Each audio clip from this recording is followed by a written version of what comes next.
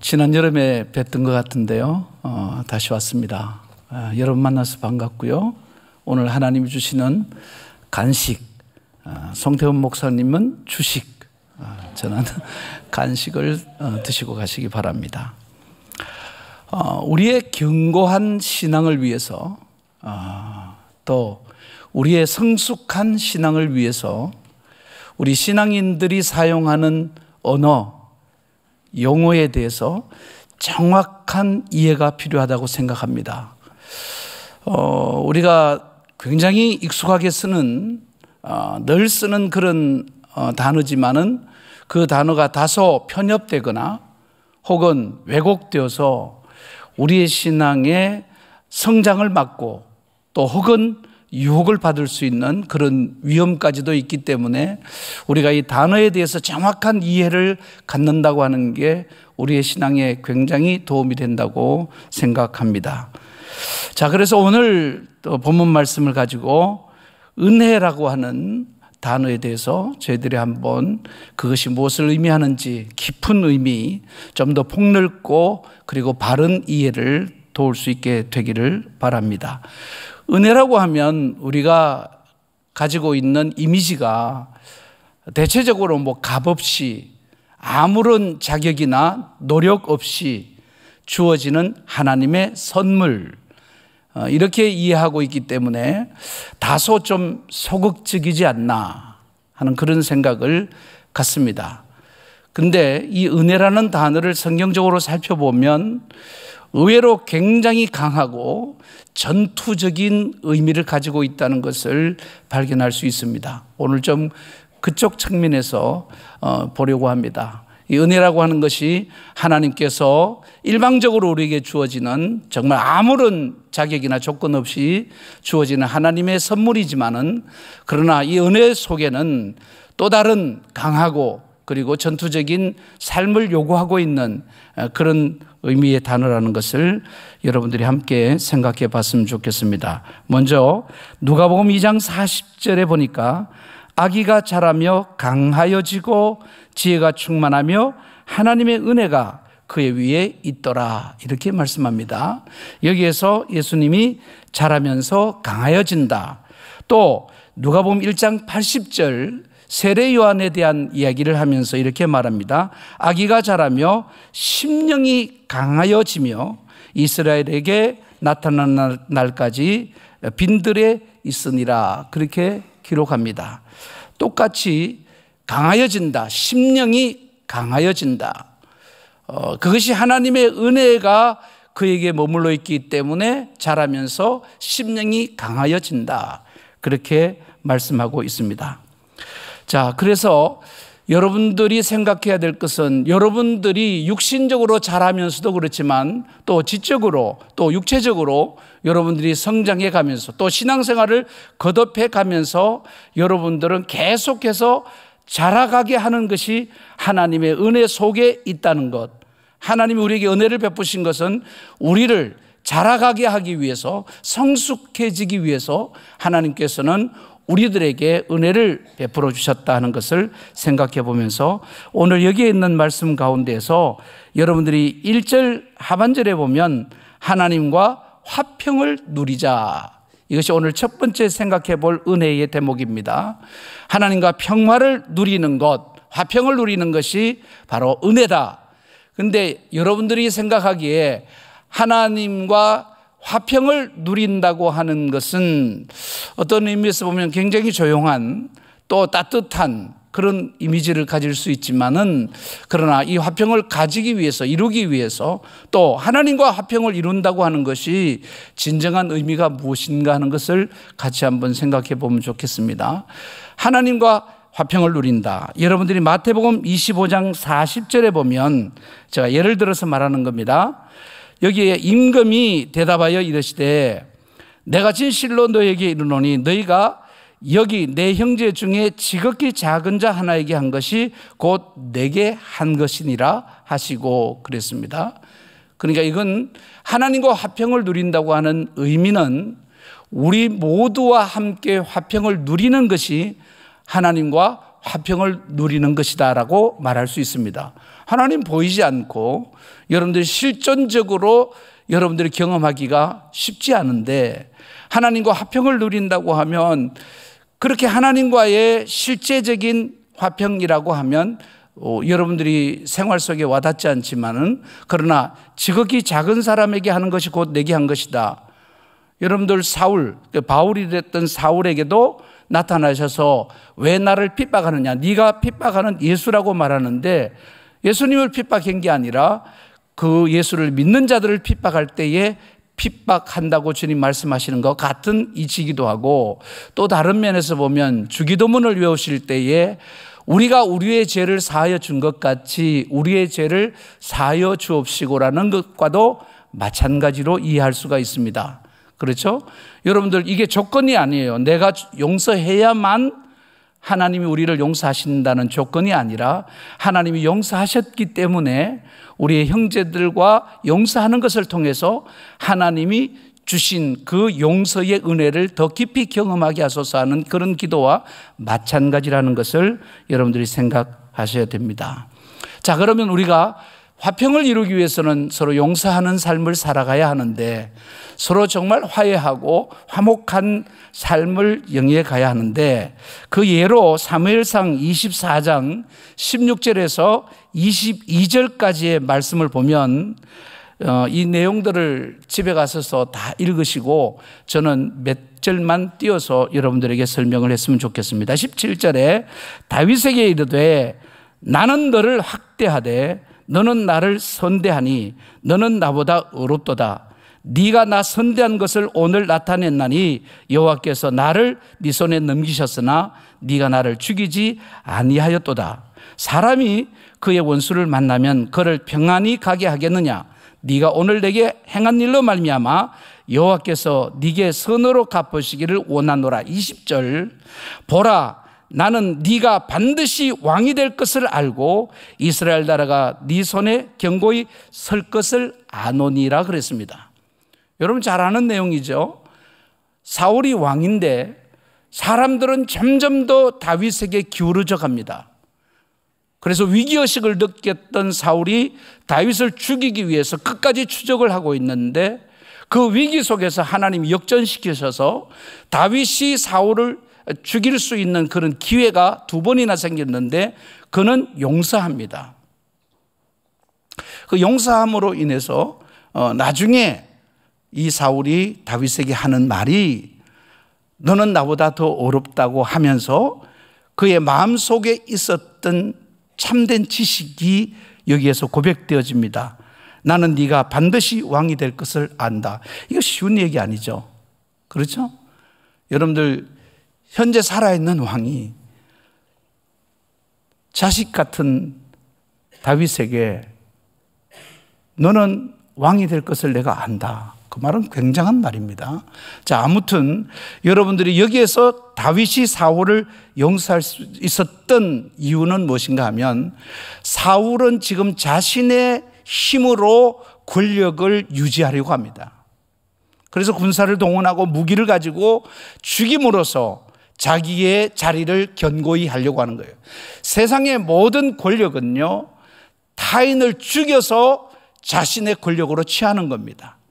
남의 것을 빼앗아서 자기 것으로. 그래서 힘이 필요한 거고요. 그 힘으로 돈과 권력을 이용해서 그런 것들을 얻으려고 합니다. 그러나 우리 하나님의 사람들은 이 사울보다 훨씬 더 넓게, 우리는 불리한 조건 속에 있지만은, 우리는 아무것도 할 수 없지만은, 그러나 이 사람들보다 더 크게 생각하고 살아갈 수 있는 우리 그리스도인들의 삶의 근거는 우리 자신의 힘이나 능력이나 어떤 세속적인 것에 근거한 것이 아니라, 우리는 하나님의 약속에 근거한 사람들이기 때문에 하나님을 신뢰하고 하나님이 우리를 지키시고 우리를 만들어 가실 것이라는 믿음이 있기 때문에, 우리는 그런 힘으로 사람을 죽여서가 아니라 우리는 오히려 사람을 살려서 우리 하나님께서 우리들에게 더한 하나님의 권세를 주신다는 것을 믿고 여러분들은 자기 자신이나 혹은 세속적인 것을 의지하지 말고 하나님의 진리의 말씀, 하나님의 살아계심, 하나님이 날 구원하심, 하나님이 나와 함께 하심을 믿고 우리가 참고 인내하고 용서하면 하나님은 우리를 더 높이시고 더 귀히 쓰실 줄로 믿습니다. 자, 그래서 다윗의 힘은 은혜의 힘이다, 그렇게 말할 수 있고, 이렇게 화평했기 때문에 하나님께서 그를 이스라엘의 최고의 지도자로 세우셨다 하는 것을 생각해 볼 수 있습니다. 하나 더 생각해 볼 것은요, 사도행전 4장 5절에서 12절의 내용인데 이런 내용들이 있습니다. 이튿날 관리들과 장로들과 서기관들이 예루살렘에 모였는데 대제사장 안나스와 가야바와 요한과 알렉산더와 및 대제사장의 문중이 다 참여하여, 자, 여러분, 여기에 있는 사람들은 세상에 있는 권력자들과 또 종교적으로 최고의 권력을 가지고 있는 사람을 총망라하고 있습니다. 그러니까 세상 권세 혹은 종교적인 권세를 가지고 있는 절대적인 권력자들과 또 베드로를 비롯한 무리들이 여기에서는 아주 약자, 정말로 그들에 의해서 죽임을 당할 수밖에 없는 위치에 있는 사람들과 사이의 신강이가 오늘 이 속에서 나타나고 있는데 10절에 보시면 너희와 모든 이스라엘 백성들은 알라. 너희가 십자가에 못 박고 하나님이 죽은 자 가운데서 살리신 나사렛 예수 그리스도의 이름으로 이 사람이 건강하게 되어 너희 앞에 섰느니라. 그랬어요. 날 때부터 걷지 못하는 사람을 치료함으로 인해서 그 지도자들이 흥분하기 시작하고 이 사람들이 무슨 권세로 무슨 이름으로 이런 일을 행했느냐 하고 지금 막 압박해 가고 있는 과정 속에서 이렇게 말합니다. 죽은 자 가운데서 살리셨다. 그러니까 너희들이 권력으로 하는 짓은 죽이는 일 뿐이고 하나님은 죽은 자를 살리시는 분이다. 세상의 권세는 그냥 두면 다 죽음으로 몰아갑니다. 하나님의 권세는 죽은 것도 살리시는 권세라는 것이죠.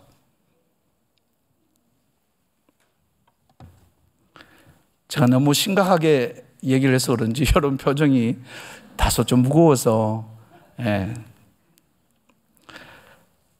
자, 그래서 12절을 보면 이렇게 말합니다. 다른 이로서는 구원을 받을 수 없나니 천하 사람 중에 구원을 받을 만한 다른 이름을 우리에게 주신 일이 없음이라 하였더라. 그랬습니다. 다른 이름, 자, 다른 이로서는 구원을 받을 수 없나니 천하 사람 중에 구원받을 만한 다른 이름을 우리에게 주신 일이 없다. 다시 말하면 지금 이 권세는 세상에는 없는 권세다. 세상에 없는 권세란 어떤 권세를 말할까요? 세상에 없는 권세. 자, 그 밑으로 가서 24절부터 26절에 보면 그들이 듣고 한 마음으로 하나님께 소리를 높여 이르되 대주제여 천지와 바다와 그 가운데 만물을 지으니시오 또 주의 종 우리 조상 다윗의 입을 통하여 성령으로 말씀하시기를 어찌하여 열방이 분노하며 족속들이 허사를 경영하였는고 세상에 군왕들이 났으며 관리들이 함께 모여 주와 그의 그리스도를 대적하도다 하신 이로소이다. 그래서요, 즉 이 권세, 이 권력의 출처를 밝히는데 이 하나님은 천지를 지으신 분이다. 천지를 다스리시는 분이다. 모든 것을 심판하시는 분이다.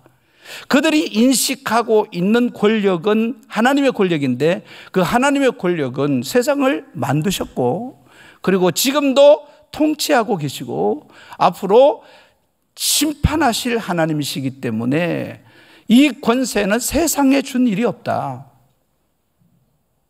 지금 우리가 하는 그 모든 것은 바로 그분 그리스도 예수께서 창조주께서 이 세상을 다스리는 진정한 왕이신 예수께서 이 세상을 심판하실 심판주께서 지금 이 권세를 우리에게 주셔서 이런 일을 하게 했다는 의식을 갖고 있습니다.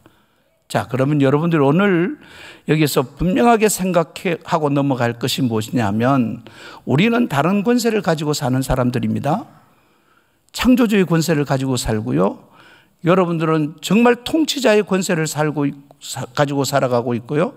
그리고 마지막 심판의 권세까지 가지고 살아가는 사람들이기 때문에 죽은 자를 살릴 수 있는 그 권세 속에 살아가는 사람들이기 때문에 여러분들은 어떤 자들도 용납할 수 있어야 하고 여러분들이 자신을 지키기 위해서 어떤 수단 방법을 추구하는 자들이 아니고 하나님께 의지하고 기도하고 하나님이 이 모든 문제를 해결하리라 믿음을 가지고 인내하고 기다리는 것이 평화를 만들어가는 길이라는 것을 여러분들 기억하시고, 여기 하나님과 화평하라는 이 말은 하나님의 그 모든 권세를 믿고 그리고 모든 사람들에게 그러한 시각을 가지고 바라보고 사건을 그렇게 바라보고 너희들이 마음의 여유를 가지고 그들을 길이 용납하는 삶을 살아가는 것이 하나님의 은혜의 속성이라는 것을 우리에게 말씀하고 있다는 것을 생각하면서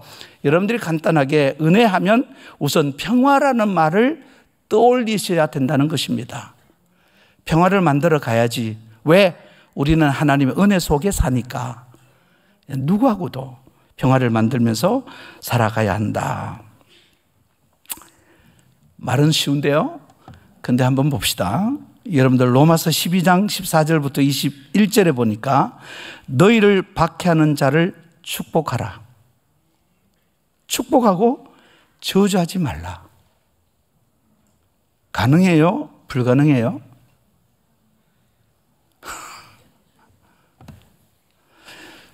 야, 참 이렇게 많은 군중들이 이렇게 조용할 수가 없네요. 대단하신 침묵입니다.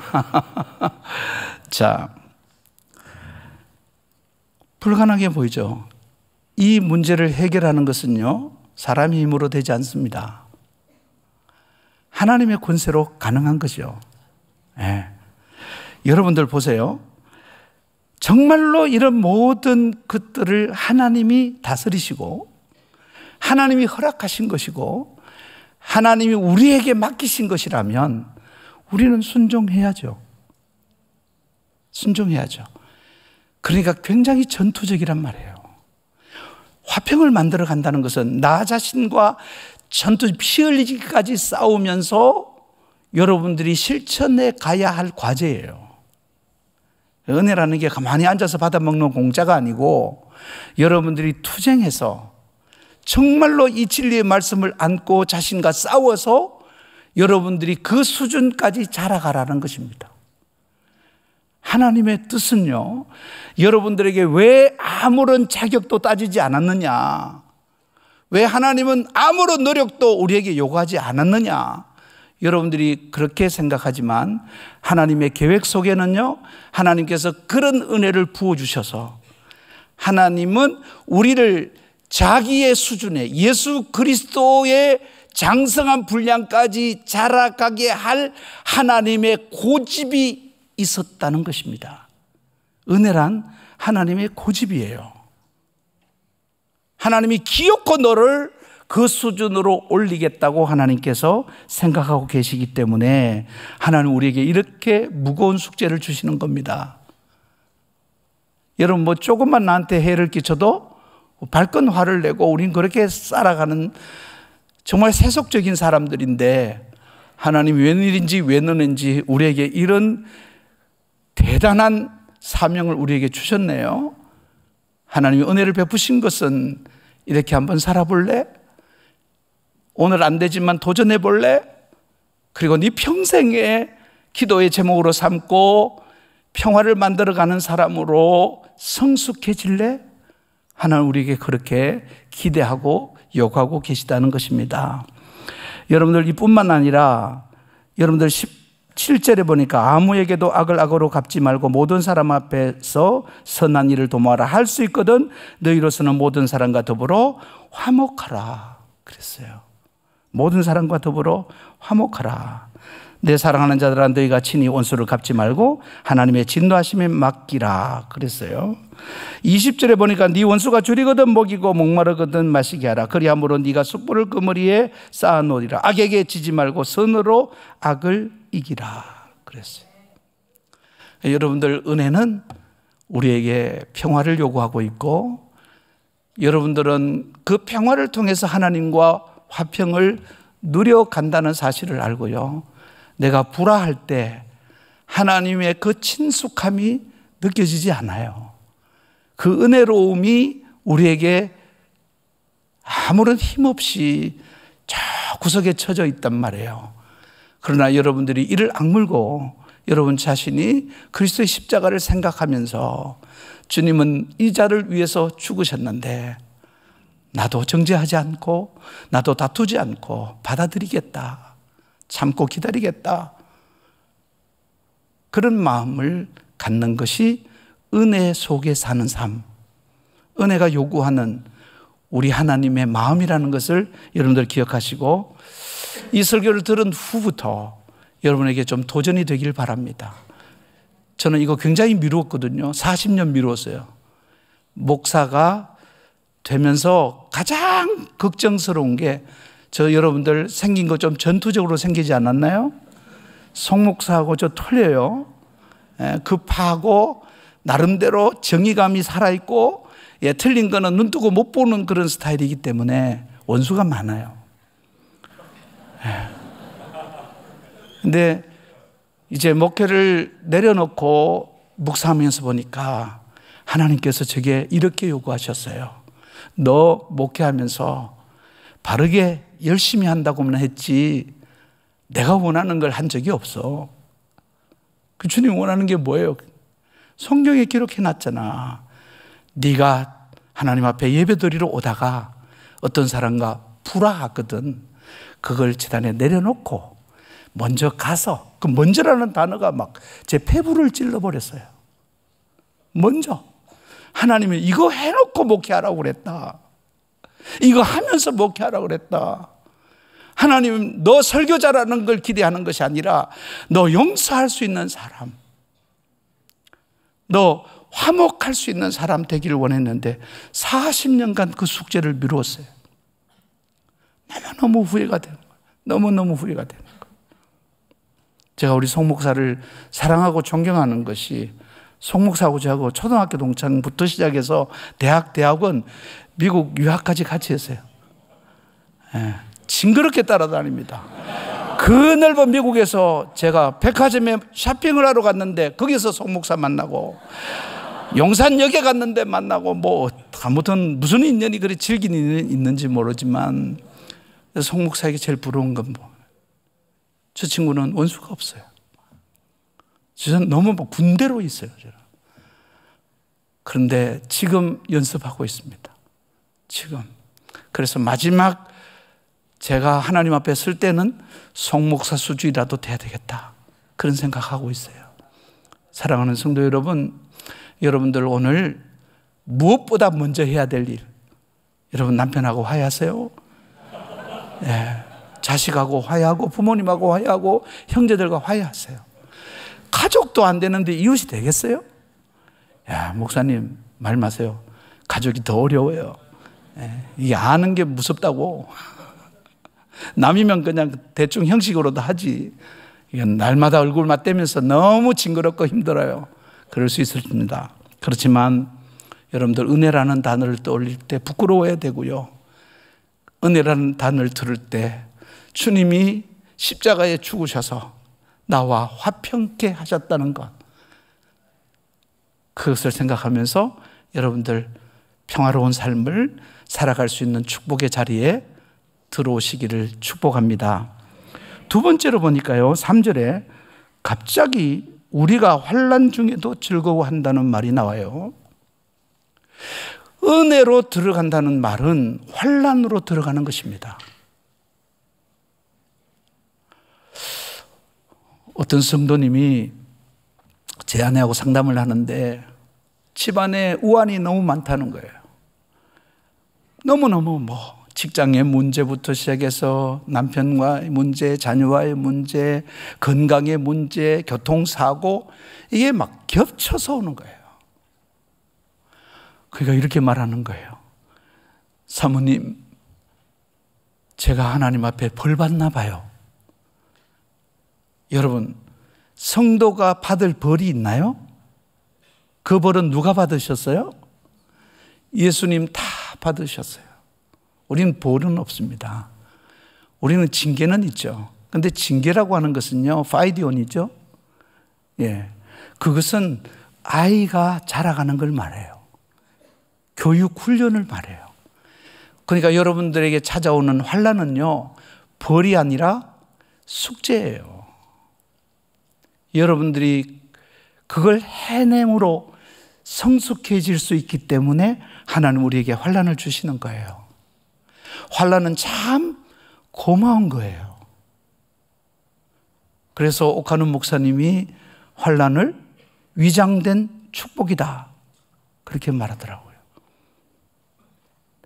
여러분 동의하시나요? 대부분의 환난이 내가 이해되지 않고 내가 감당할 수 없게 와요. 왜 그럴까요? 내가 풀 수 없게 만들으신 이유는 하나님이 같이 풀자는 거예요. 가정교사와 같이 저를 가르쳐 주시겠다는 거예요. 감당할 수 있도록 도우시겠다는 거예요. 자, 그런데 여러분들 오늘 여기에 보니까 그 디모데후서 2장 1절에서 3절까지 먼저 좀 보겠습니다. 내 아들아, 그러므로 너는 그리스도 예수 안에 있는 은혜 가운데서 강하고, 여기도 그런 말씀이 나오죠. 은혜 가운데, 은혜하면 강하고, 또 네가 많은 증인 앞에서 내게 들은 바를 충성된 사람에게 부탁하라. 그들이 또 다른 사람들을 가르칠 수 있으리라. 너는 그리스도 예수의 좋은 병사로 나와 함께 고난을 받으라. 그 다음에 5절에서는 경기하는 자라고도 말하고요, 6절에서는 수고하는 농부라고도 말합니다. 그러니까 여러분들 은혜 안에 산다고 하는 것은요, 굉장히 전투적이라 그랬죠. 그리고 그리스도의 군사로 살아가는 것을 말하고, 또 혹은 여기에 보니까 경기하는 자. 여러분 운동선수들, 손흥민이가 돈을 많이 버니까 굉장히 쉬운 것 같죠. 여러분들 인간의 상상을 초월하는 훈련이 있었어요. 그렇기 때문에 가능한 거예요. 이 농사 짓는 거, 여러분 제 얼굴이 새까맣잖아요. 제가 가평에서 농사 짓고 있어요. 저는 농사 지으러 들어가면서 누누이 모든 사람에게 한 명도 예외 없이 저는 농사가 체질이라 그랬어요. 여러분 저 보세요. 농사 체질이 계세요? 심각한 도회적인 사람입니다. 저는 서울에 살고 로스앤젤레스 살고 워싱턴에서 살던 사람이에요. 그런 사람이 농사를 지으러 들어가니까 걱정이 됐어요. 이제 그 집에서 나오면 갈 집이 없었기 때문에, 그 집이 마지막 제 집이기 때문에 거부할 수 없을 때 기도하는 중에 입으로 시내라고 그러시더라고요. 난 농사가 너무 좋아. 대부분 전원생활하는 사람들이 부러워서 들어가지만요, 다 나옵니다. 3년 안에 거의 다 나오는데, 그 나오는 이유가 잡초하고 벌레 때문에 나온대요. 아이고 목사님 벌레하고 잡초가 그렇게 힘들게 한다는데 어떻게 하실래요? 막 그러면 제가 그래요. 벌레 너무 귀엽고 과학적이다. 그리고 잡초 뽑는 거 정말 신나고 즐거운 일이다. 이 아기 근육이 좋아야 되는데 이거 하는 바람에 내 아기 힘이 얼마나 좋아졌는지 장수할 수 있다. 그리고 목회하면서 내가 제일 힘들었던 게, 사람은 아무리 가르쳐도 성장하지 않는데, 열매가 없는데, 이건 막 심어 놓으면 매일매일 달라지는 거예요. 어제하고 오늘이 달라요. 그리고 얼마나 많은 열매를 맺는지 몰라요. 성 목사님도 무지하게 많이 얻어먹었습니다. 제가 막 김치까지 담아서 주고요. 그런데요, 정말 즐거웠을까요? 아니에요. 너무너무 힘들었어요. 제 아내한테도 한 번도 힘들다 소리 안 하고 너무 행복하게 새벽부터 나가서 농사를 지었는데요. 그런데 너무 힘들었어요. 근데 한 2년이 지나가니까요, 이젠 진짜 농부로 살고 싶어요. 입으로 시인하니까 되더라고요. 여러분도 마찬가지입니다. 이 환난을 복이라고 시인하세요. 그래서 제가 개발한 한영 합작 언어가 있습니다. 나이스 환난 이거예요. 예, 환난이 오면 나이스. 여러분들 고린도전서 13장에 사랑장 얘기가 나오잖아요. 거기에 3절까지 부정사를 써서 이것도 사랑 없으면 아무것도 아니고 하다가 4절에 가면 갑자기 느닷없이 이렇게 말해요. 사랑은 오래 참고라는 정의를 내려요. 사랑은 천사의 말을 하는 것도 아니다. 내 모든 걸 바쳐서 구제하고 내 몸을 불사르게 내주는 것도 아니고 예언의 능력이 있고 산을 옮길 만한 믿음이 있는 것도 아니고 막 하면서 말하기를 사랑은 요거야. 그 정의가 뭐냐 하면 long suffering, 뭐예요? 긴 환난이다. 사랑이 뭐라고요? 여러분들 결혼하신 분들은 알아요. 사랑이 결혼하기 전에는 달콤했는데 결혼한 후에는 다 고통이에요. 자식을 낳으면 더 심해요. 그래서 대부분 요즘 안 가고 안 낳아요. 똑똑해가지고 내가 그 고생 왜 해? 인생 한 번뿐인데 이렇게 생각하는데요, 미안하지만 결혼 안 하면요 인생 모르고 가는 거예요. 신앙 깊이 잘 몰라요. 가셔야 돼요. 늦어도 가세요. 아무런 반응이 없는데 다 가셨나 봐요.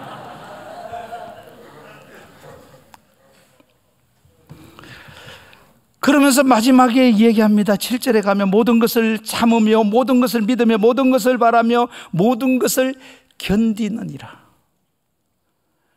가정생활은 뭐냐? 모든 것 참고 견디는 거예요. 그게 은혜예요. 여러분들 왜 가족을 통해서 내게 이런 환난을 주시는가?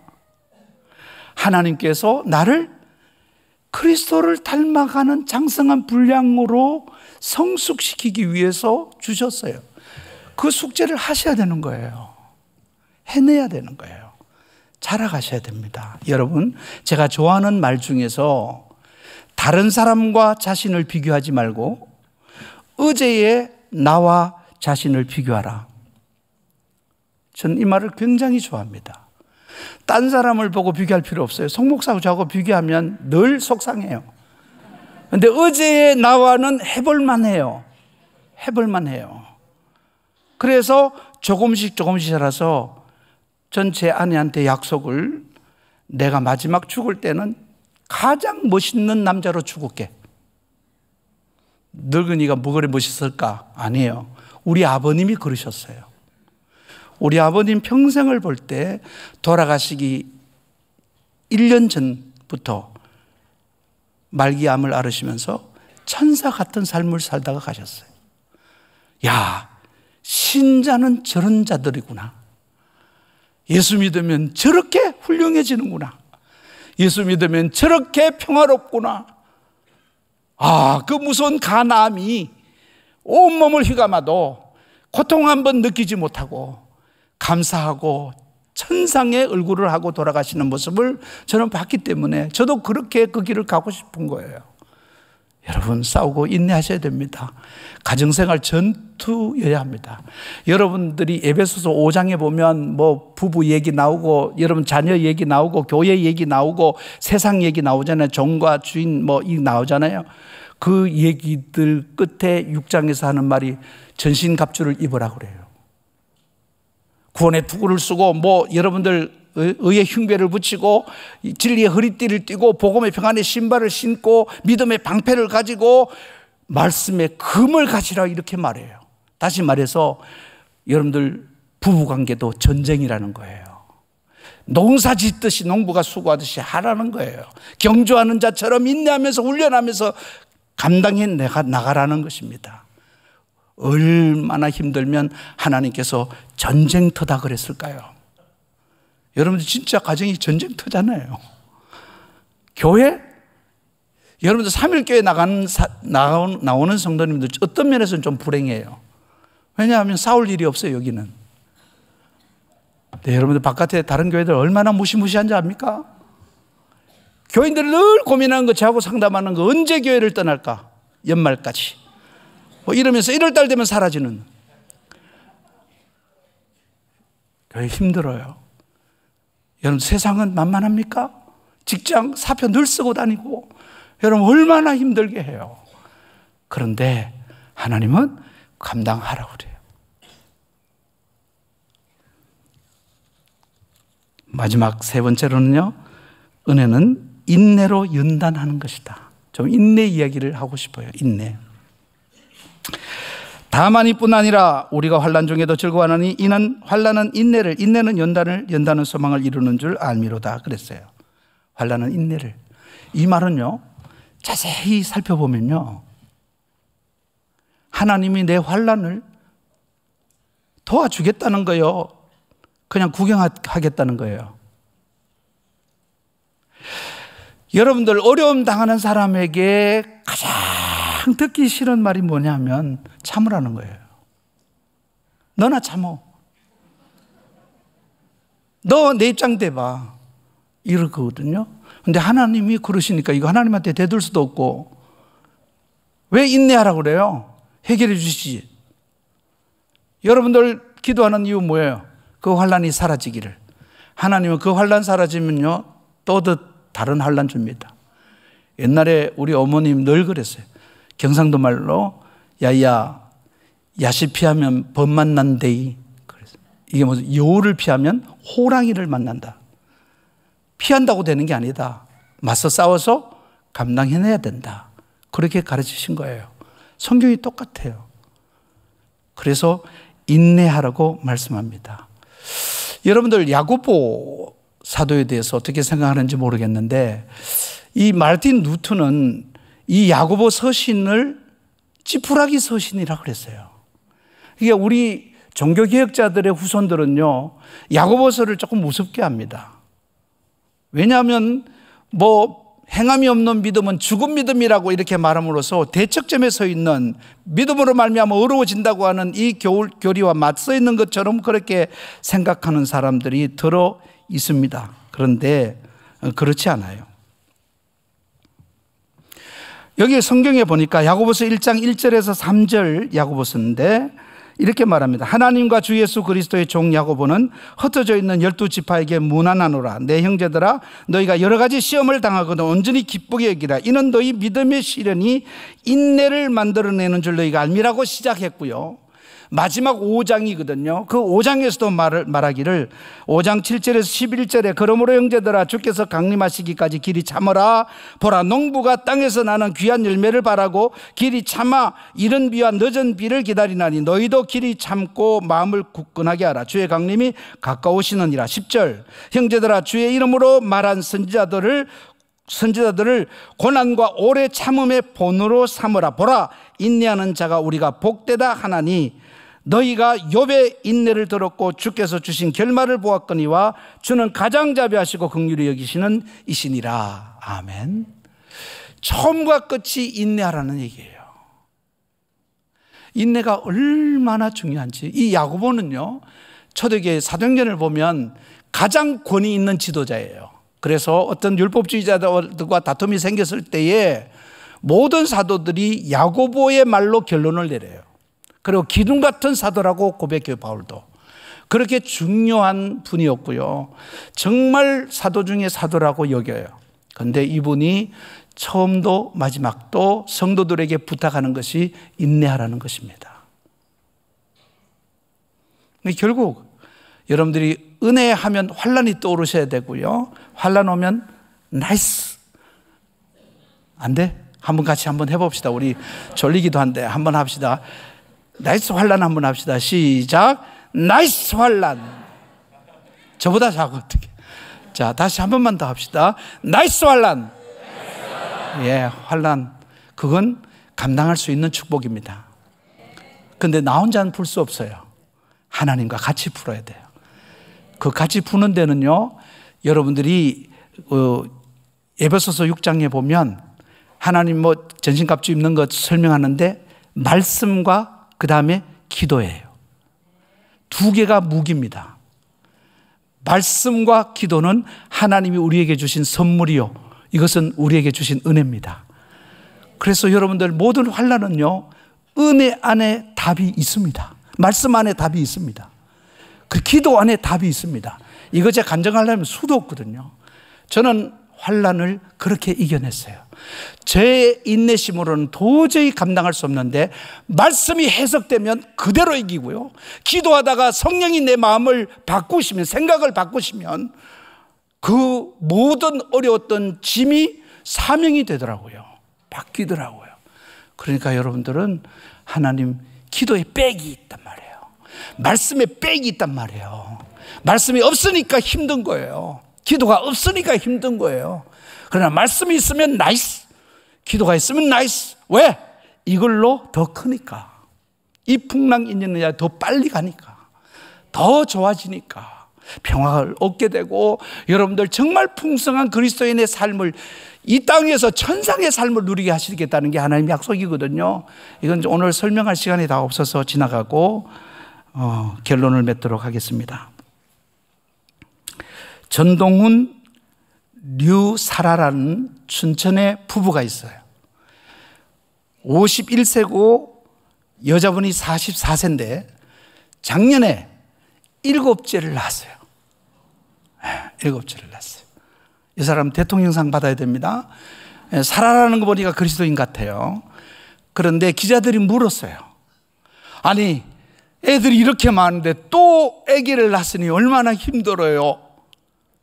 힘들지 않으세요? 그렇게 물었어요. 그러니까 이렇게 말합니다. 사람들이 말하기를 가지 많은 나무 바람 잘 날 없다 말하는데, 저희들은 가지 많은 나무가 환난을 당하면 뿌리를 깊게 내린다는 사실을 깨닫습니다. 그래서 우리 부부는 기다릴 줄 알고 참고 견디는 것을 배워왔고 배워갈 겁니다. 너무 멋있는 말이에요. 이제 막 둘째, 셋째 생기겠는데요. 여러분 많이 낳았어요. 제가 후회하는 것 중에 하나가 아이를 둘밖에 안 낳은 거예요. 우리 땐 그게 유행이기도 했고요. 저는 어릴 때 둘만 낳아 잘 기르자는 것이 나라의 국시였기 때문에 저는 둘 낳아야 되는 줄 알았어요. 그리고 우리 어머니가 늘 저에게 말했어요. 너 나중에 결혼해서 너 똑 닮은 놈 만나서 고생해라. 나중에 성경에 보니까 내 귀에 들린 대로 행하리라 그랬더라고요. 얼마나 걱정했는지 결혼 안 하려고 애썼어요. 애 안 낳으려고 애썼어요. 근데 제가 하여튼 지식이 없어서 그냥 애를 둘이나 낳았어요. 근데 키워보니까요, 야, 예수 믿는 사람은요 정말로 그 벌을 안 받아도 되더라고요. 우리 어머니가 좀 섭섭했을 거예요. 얼마나 착하게 잘 크는지, 얼마나 감사한지. 야, 이거 5 낳았으면 내 말년이 정말 끝내줄 텐데 왜 내가 둘밖에 안 낳았을까? 그런 아쉬움이 있습니다. 여러분 존말할 때 결혼하시고 여러분들 아기 팡팡 나시고 뿌리를 깊게 내리는 성도님들 되시기를 축원합니다. 기도하겠습니다. 아멘 하신 분들 기대하겠습니다. 사랑하는 주님, 은혜를 감사합니다. 주의 말씀을 통하여 하나님 앞에 신실한 은혜 속으로 들어가 정말 모든 것에서 더 풍요롭고 성숙해져가는 믿음을 가질 수 있도록 우리 모두를 축복해 주옵소서. 예수 그리스도의 이름으로 기도하옵나이다. 아멘. 다 일어나셔서 찬송가 315장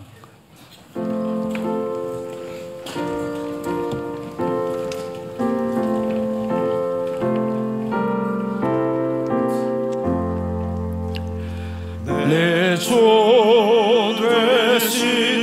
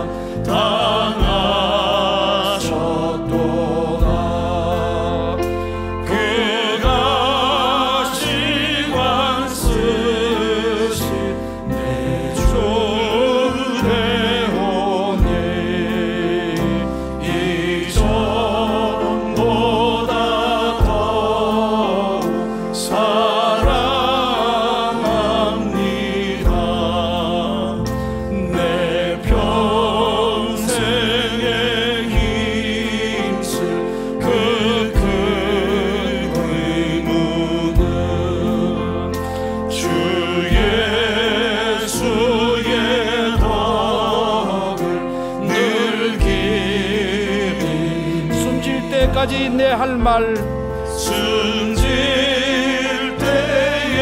때에까지 내 할 말씀은 이전보다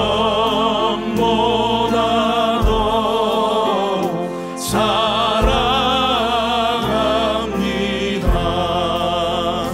그 영광의 나라 나 들어가서 그 풍성한 은혜 늘 감사히 금멸요관 쓰고 나 찬송할 만 이전보다 더 사랑합니다.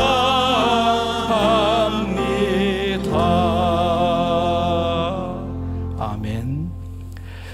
지금은 우리 주 예수 그리스도의 은혜와 하나님 아버지의 극진하신 사랑하심과 성령의 교통, 감화, 위로 충만케 하심이 오늘 은혜 속에서 살면서 하나님과 평을 누리며 모든 원수된 것들까지 축복하며 모든 이들과 더불어 화목하기를 원하고, 또한 어떤 환난이 와도 기뻐하고 감사하고 겸손하며 하나님께 기도하며 말씀 안의 지혜를 찾으며, 또한 끝까지 참고 기다리며 인내로서 그 은혜 속에 강건하게 자라기를 원하는 사랑하는 모든 3일의 식구들 머리 위에와 선교하기 위하여 불철주야로 뛰어다니는 선교사님들, 선교를 돕는 이들의 머리 위에와 그리고 이 나라 이 민족 위에 이제로부터 영원토록 함께 있을지어다.